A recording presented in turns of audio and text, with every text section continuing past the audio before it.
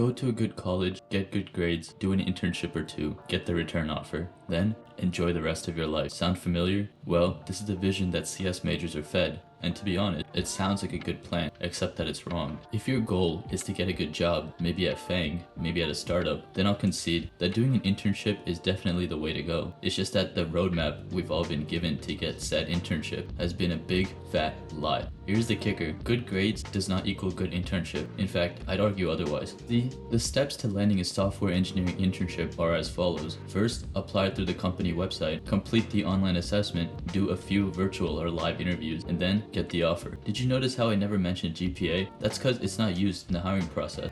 Now you may say it's listed on your resume, which employers will look at when evaluating you, but actually, recruiters in tech spend less than 10 seconds looking at a single resume. They care far more about personal projects and past experience than GPA. The time you spend optimizing those 3 characters on your resume could be put to better use. To break it down, let's consider the Pareto principle, which states that 80% of the results come from 20% of the effort. This means that you'll experience the fastest skill growth in the early stages as the effort to reward ratio decreases as you become better. So, if you have 8 hours of work time, instead of spending all 8 on schoolwork, dedicating an hour to lead code and an hour to personal projects would lead to far better results. After all, a typical resume has more space dedicated to personal projects rather than education. TLDR, do some lead code, or build that side project you always wanted to build. These skills directly translate to the interview process and are the exact skills that companies test you on. Now, I'm not saying to completely abandon your GPA and turn into some kind of lead code monkey, but I am saying to stop advertising that 4.0, like it's the only reason why Google should hire you.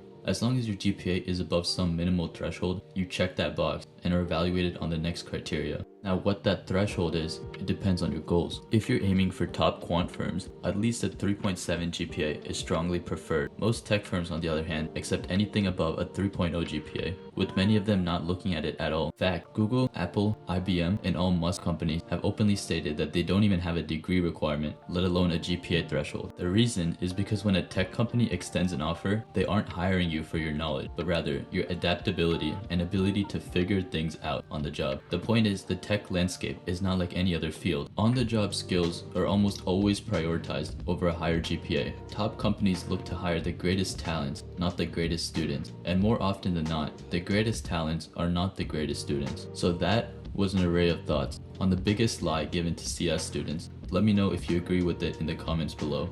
Thanks for watching.